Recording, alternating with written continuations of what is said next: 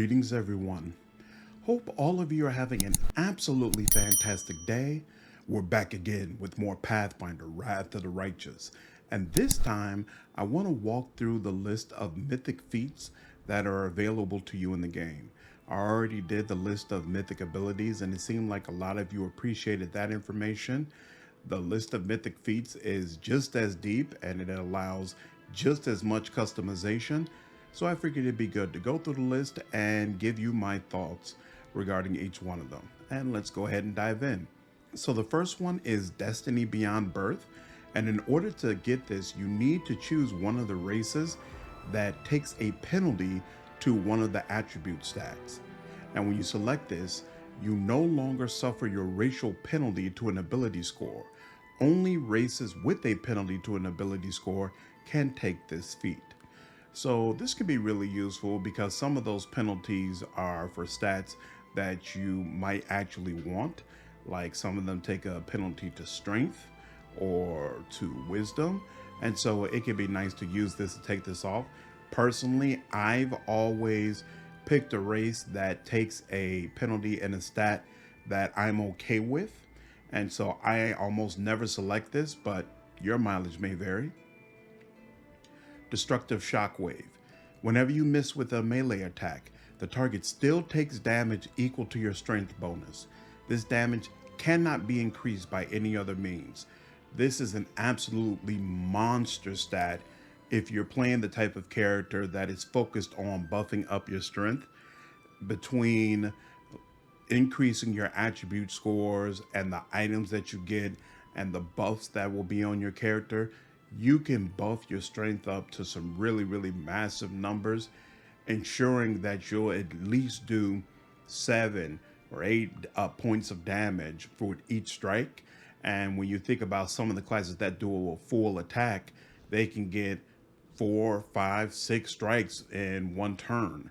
So you think about that, if you're doing 7 or 8 damage every time, that absolutely stacks up on top of whatever damage you might do if you're able to successfully hit. So if you're building up strength and you're a melee character, definitely this is worth taking. Dodge Mythic. This requires you to have taken dodge as a feat. When focused, you become nearly impossible to strike. Benefit: the bonus to AC from dodge increases by 1. I never take this.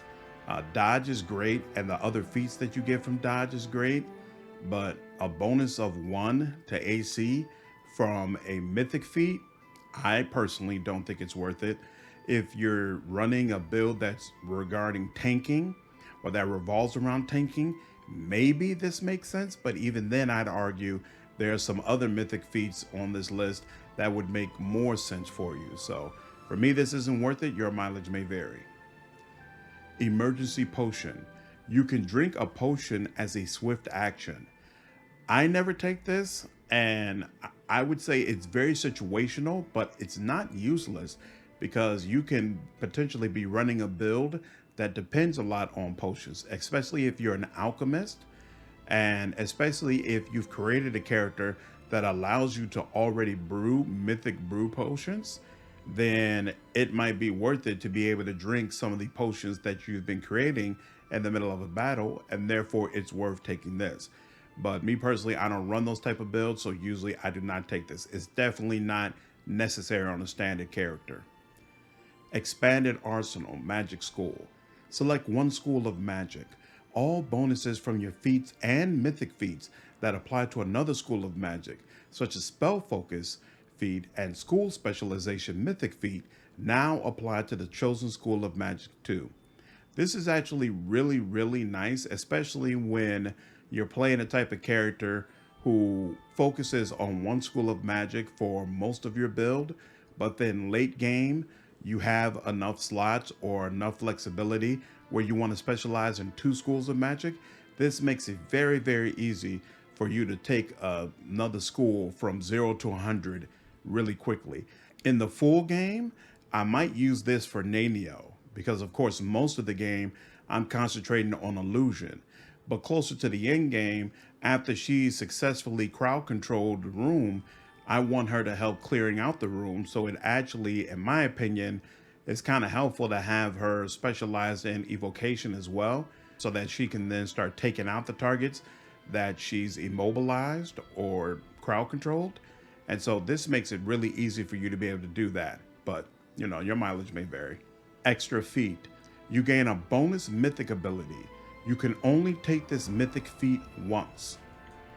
So this just allows you to go into the standard list of feats that you would have for your particular character and then select any one that you want. I never ever do that. To me, a mythic feat, this is a great list of feats. There's just about always something that's worth taking.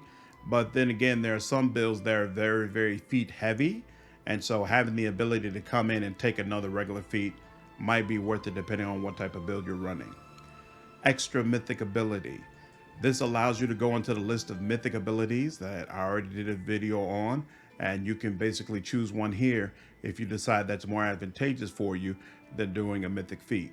So for example, a lot of times if I'm playing a heavy spellcaster, with my first mythic ability, I'll take abundant casting, but then on my second mythic level, when I come into here, I'll actually go right back into mythic ability and take improved abundant casting to ensure that I have all the slots that my characters might need. Flawless attacks. You only suffer a -4 penalty on your iterative attacks instead of -5. +1 to attack just isn't worth it for me for a mythic feat. Again, I'm not going to say this completely useless, especially if you have a character that's doing multiple attacks. You could consider this. But for me personally, there's a bunch of other stuff here that is way more valuable than taking a -4 instead of a -5. Improved critical mythic. Your critical strikes with your chosen weapon are deadlier than most. Benefit. Your critical multiplier with your chosen weapon is increased by 1.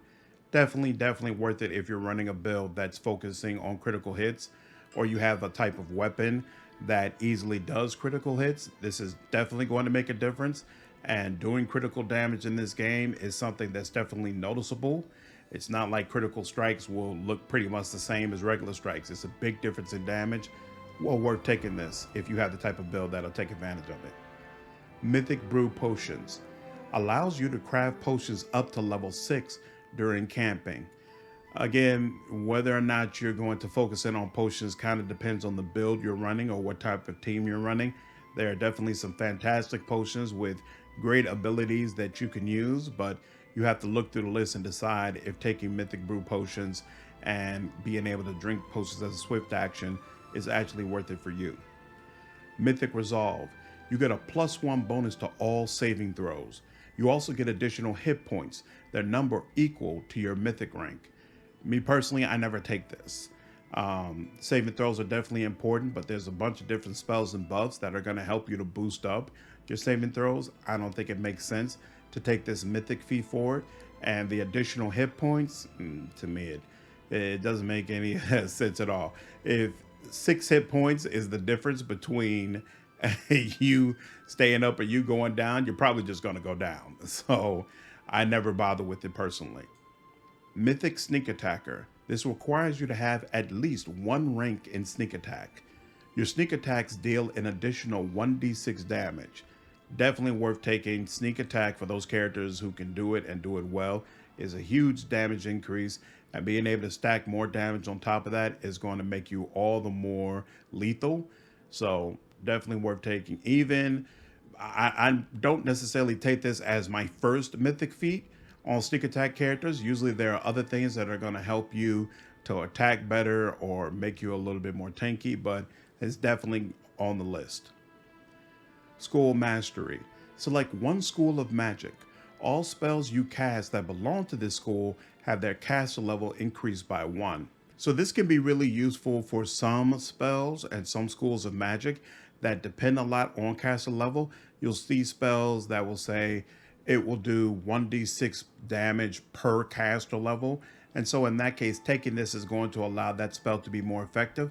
So just make sure you're actually reading the spell and understanding what it does, and ensure that taking this feat would actually assist the type of spells that you're using in your particular build. Sorcerous Reflex. You can cast the first spell after an initiative roll as a swift action if that spell is either of a first level or is at least 2 levels lower than the maximum level of spells you can cast. This is absolutely fantastic, especially if for whatever reason you decided you're not going to take Meta Magic Quicken. This allows you to be able to cast certain spells as a swift action without having to take that feat. And the advantage of being able to do that is basically you can stack 2 casts into 1 turn. So you can cast a lower level spell like Scorching Ray as your swift action, and then you can cast a higher level spell like Chain Lightning as your standard action. And then it's going to allow you to take out that many more enemies. So great stuff, but it's great stuff at later levels when you have good spells at a low enough level where you would actually be able to utilize this. Toughness, Mythic. You have mythical resilience and durability. Benefit. Toughness provides you twice as many hit points. In addition, when you're below 0 hit points, you gain damage resistance 10 against everything except epic. I never take this. Toughness to me is just not worth it. You really want to focus on avoiding damage, not having enough hit points to take damage other than taking Constitution.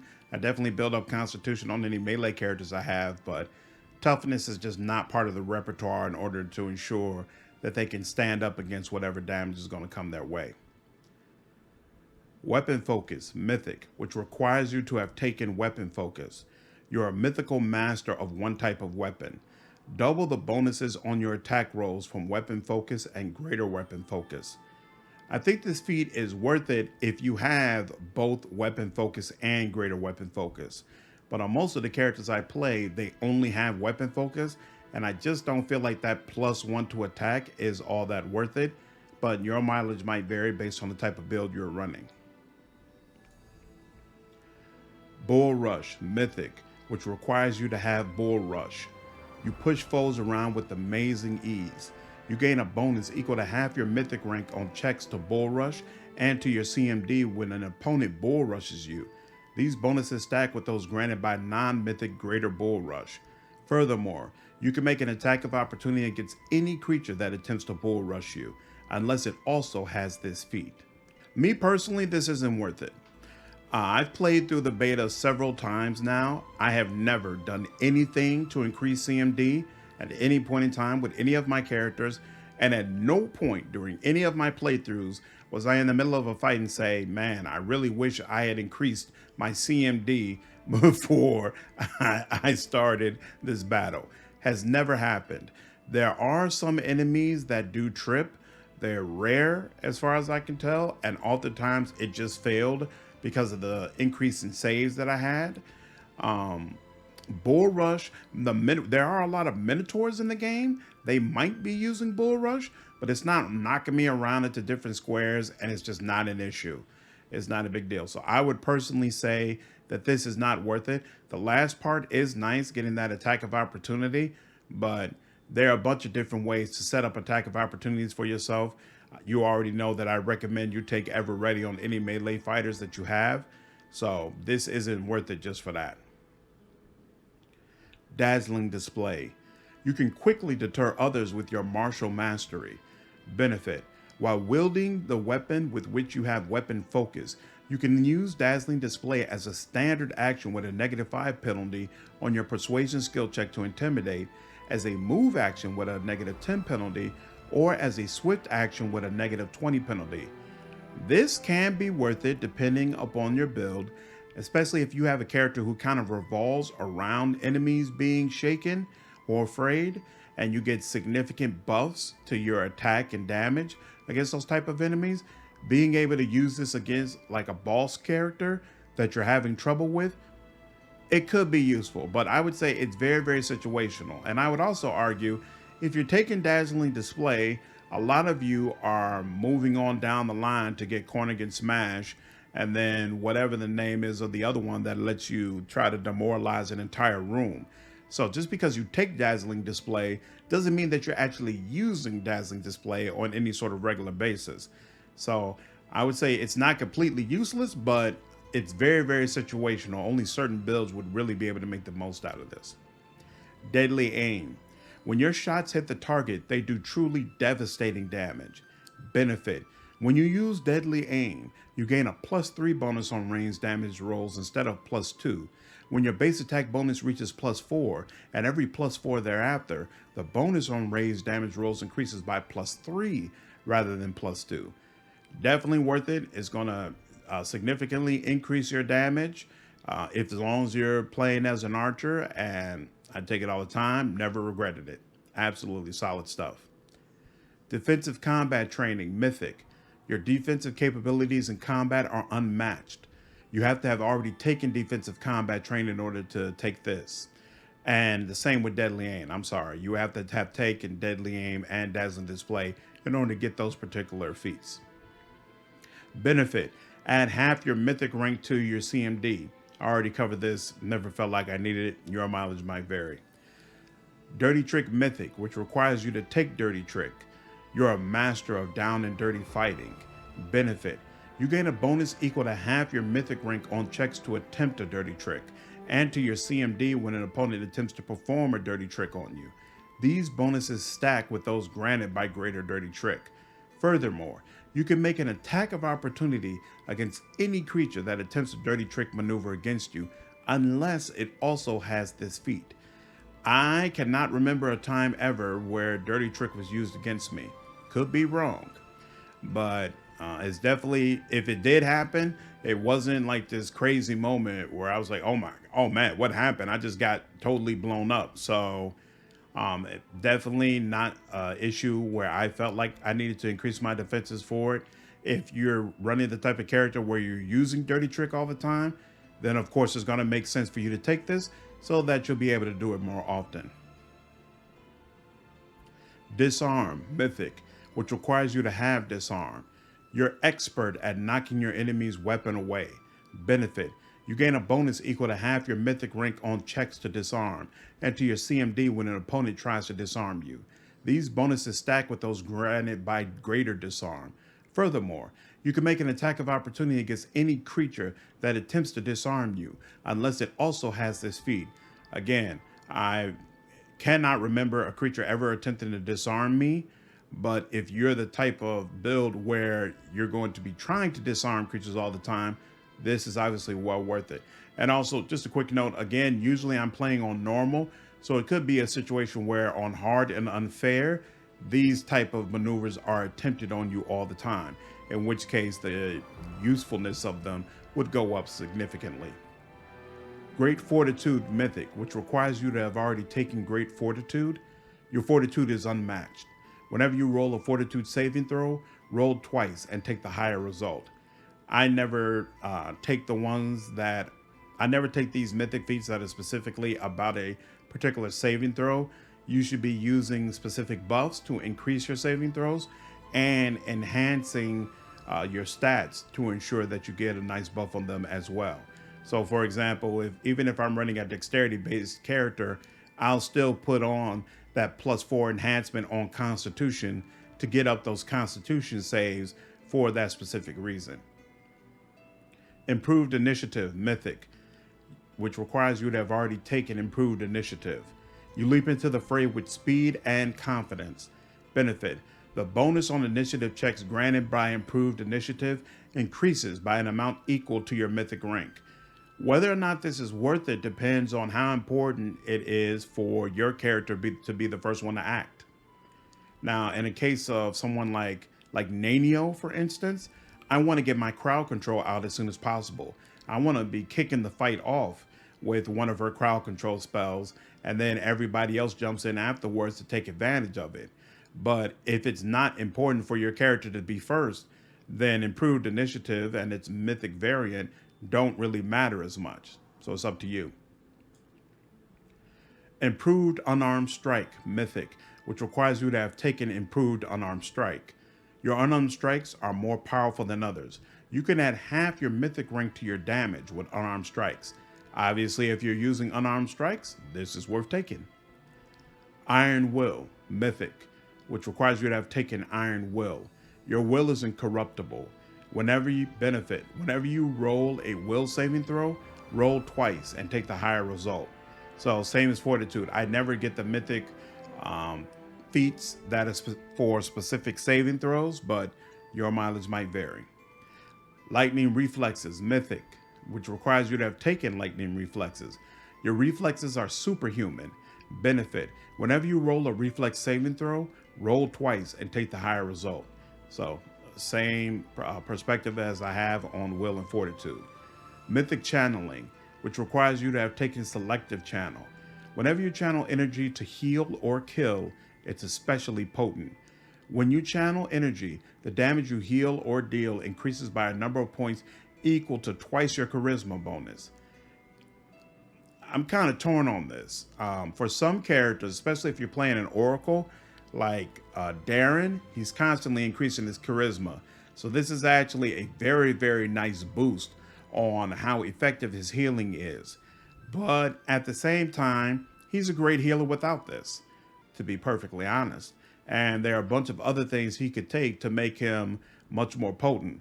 So if your only focus is healing and you just want to make him the absolute best healer he could be, if you're running a healer who's leveling up charisma, this makes a lot of sense. Otherwise, if you're playing it like most other characters where healing is one thing that this person could do, but they have other things they could do as well, then they're going to get more benefit from taking one of the other available feats. Piranha Strike, Mythic, which requires you to have taken Piranha Strike. Your attacks are truly vicious. Benefit, when you use Piranha Strike, you gain a +3 bonus on damage rolls instead of +2. When your base attack bonus reaches +4 and every +4 thereafter, the bonus on damage rolls increases by +3 rather than +2. Definitely a great boost to your damage, well worth taking if you're using light weapons and Piranha Strike. Point Blank Shot, Mythic, which requires you to have taken Point Blank Shot. Your accuracy with ranged attacks is unmatched at point blank range. Benefit, the bonus on attack and damage rolls granted by Point Blank Shot increases to +2. I never take this. It's already has a +1 bonus, so basically you're just getting a +1 to attack and damage. Me personally, that's not worth it. Your mileage may vary, but I feel like there are other things you can take that is going to be more beneficial to you. Power Attack, Mythic. Your attacks are truly devastating. Benefit, when you use Power Attack, you gain a +3 bonus on melee damage rolls instead of +2. When your base attack bonus reaches +4 and every 4 points thereafter, the amount of bonus damage increases by +3 instead of +2. This bonus to damage is increased to +5 if you are making an attack with a two-handed weapon, a one-handed weapon using two hands, or a primary natural weapon that adds 1.5 times your strength modifier on damage rolls. Obviously, this is something you should be taking. If you're using strength for your melee damage and you've taken power attack, this is going to be a very, very nice boost to your damage, most especially if you're using a two-handed weapon. Rapid Shot, Mythic, which requires you to have taken Rapid Shot. You can fire many times each round with amazing precision. When using Rapid Shot, you ignore the feat's -2 penalty on attack rolls. This is worth it to me. A -1, a -2, worth it. That's going to help to ensure that you're actually hitting your targets. Shield Focus, Mythic, which requires you to have taken Shield Focus. You're a master of using your shield for protection. Benefit, add your shield bonus and your shield's enhancement bonus to your touch AC. As a tank, your touch AC is probably going to be the weakest AC that you have. So adding your shield bonus and shield enhancement bonus to that is a major increase in defense for you. And this is definitely worth taking if your focus is actually being a pure tank.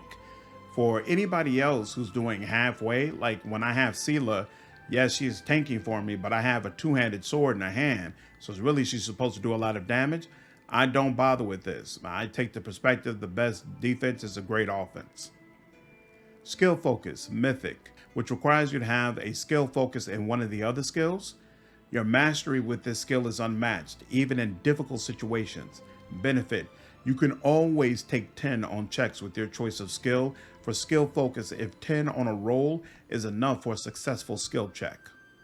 This is definitely great if there's a particular skill that you want to be more competent in, but for whatever reason, your level is low. I don't know if I would consider it worth taking a mythic feat, but maybe you just so happen to run a build where everything else is great, but you just don't have the amount of skills that you really need in order to be competent, this is going to give you a very nice boost and help you to pass a lot of those more difficult skill checks. Spell Focus, Mythic, which requires you to have taken Spell Focus. Your magical specialties are particularly effective. Benefit, choose a school of magic you already have Spell Focus in. The bonus to save DCs provided by Spell Focus and greater Spell Focus for that school increases by 1. If you're using magic a lot and you're using the type of spells that are going to benefit from an increase to the DCs, this is definitely worth taking. Spell Penetration, Mythic, which requires you to have taken Spell Penetration. Your mythic magical power breaches your enemy's defenses. Benefit, add half your mythic rank to caster level checks to overcome spell resistance. If you have greater spell penetration, add your full mythic rank instead.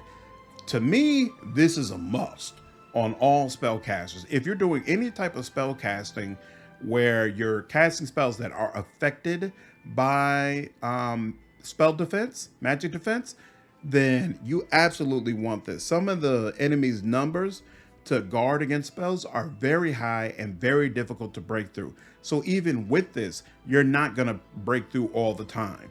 So to me, it's an absolute must.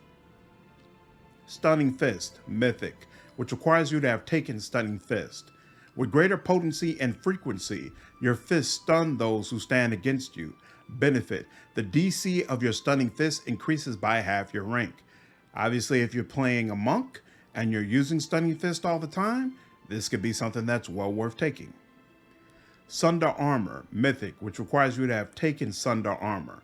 Your mighty smashing blows demolish armor. Benefit, you gain a bonus equal to half your mythic rank on checks to sunder and to your CMD when an opponent tries to sunder an object used by you. These bonuses stack with those granted by greater sunder armor. Furthermore, you can make an attack of opportunity against any creature that attempts to sunder an armor used by you, unless it also has this feat. Again, like the others, I can't remember a situation where someone attempted to sunder my armor. Never needed to increase CMD to guard against this. Your mileage might vary. If you want to use this, then of course, taking it and being able to pass those checks easier is going to be a benefit to you. Trip, Mythic, which requires you to have taken Trip. You're an expert at knocking your foes down. Benefit, you gain a bonus equal to half your mythic rank on checks to trip and to your CMD when an opponent tries to trip you. These bonuses stack with those granted by improved trip. Furthermore, you can make an attack of opportunity against any creature that attempts to trip you unless it also has this feat. I feel a little bit differently about this compared to the other combat maneuvers, only because one of the pets you can get is a wolf. And wolves, when they bite, they automatically attempt to trip. So there are some builds you can run where you would take the teamwork feats that increase your chance to trip to help your wolf. And you might want to then, since you already have that, take trip as well, in which case taking trip mythic makes 100% sense. So there are definitely some builds where it's a natural fit to kind of revolve around this. Whereas for these other combat maneuvers, I feel like you kind of have had to make a decision out of left field, like, hey, this is just what I want to do. For whatever reason, I just want to sunder armor. But with Trip, just the basic mechanics of your build and your class that you're leveling up might tie into going ahead and taking this. It just all depends. Two-weapon fighting, Mythic, which requires you to have taken two-weapon fighting. With weapons in both hands, your death strikes make you twice as deadly. Benefit, your penalties on attack rolls for fighting with two weapons are reduced by 2. You take a lot of penalties for attacking with two weapons, so if that's what you're doing, this is well worth taking. In fact, usually if I'm playing that type of character, it's the first Mythic feat that I take. Vital Strike, Mythic, which requires you to have taken Vital Strike. You can strike your foes with incredible force. Benefit, whenever you use Vital Strike, Improved Vital Strike, or Greater Vital Strike to multiply the number of dice you roll for damage, you also multiply your Strength bonus, Weapons Enhancement bonus, and other bonuses that would normally be multiplied on a critical hit by the same number. Extra damage from sources that wouldn't normally be multiplied on a critical hit isn't multiplied by this feat. Obviously, if you're playing a strength-based character, and you should definitely have an enhancement bonus on your weapon very shortly in the game, and you're using Vital Strike, this all makes sense and is going to help you do some great damage. Weapon Finesse Mythic, which requires you to have taken Weapon Finesse. You're an expert with weapons that rely on your agility. Benefit: when using Weapon Finesse, you may also use your Dexterity modifier instead of your Strength modifier on your damage rolls. This is definitely great if you have a Dexterity-based melee fighter who's only able to add Dexterity to attack. Just make sure that you actually look thoroughly at the class or the build that you're planning to run, because some builds automatically are going to pick up a feat that will allow them to do the exact same thing, in which case it doesn't make sense, of course, to take the Mythic feat forward. But as long as you know you're not going to pick this up on your own, it's definitely going to add to your damage, as long as, again, you're a melee fighter who is focused in dexterity. Weapon Specialization Mythic, which requires you to have taken Weapon Specialization. The damage you deal with your chosen weapon is truly awesome to behold. Benefit: when using your chosen weapon, you gain a bonus equal to half your Mythic rank on damage rolls. This stacks with the bonus from Weapon Specialization and Greater Weapon Specialization. So obviously it's always nice to get a boost to damage, but I really don't like that it's only half of your Mythic rank. So if you're running the type of build where you can take this, because a lot of builds don't even get Greater Weapon Specialization, then if you can, then I would definitely recommend you go ahead and take it, but you're probably going to take it later on, like at level 5th or 6th Mythic rank. It's not going to be the first thing you pick up, but at the end of the day, it's extra damage, so no reason to leave extra damage on the table. And that is the full list of Mythic feats. There is one part that is missing. If you take the Trickster Mythic path, you actually get access, depending upon what skill focuses you choose, you can get access to a special list of feats that you and your party will have available to you. I can't get those feats to show up. I know they're not broken for other people, so I'm not sure if I'm doing something wrong or if it's just only working for some individuals, but no matter how many times I pick up Trickster and take those feats, I can't get that list to pop, so I can't walk you through it and show you what I would and would not take. But definitely once the full game releases and we have that full list of feats, I'll run back through those specific ones so that you have an idea of what you'll be working with. And that's the video. So I hope all of you enjoyed this information. If you did, please leave me a like down below and subscribe to the channel if you haven't already. I will see you all in the next video. Take care.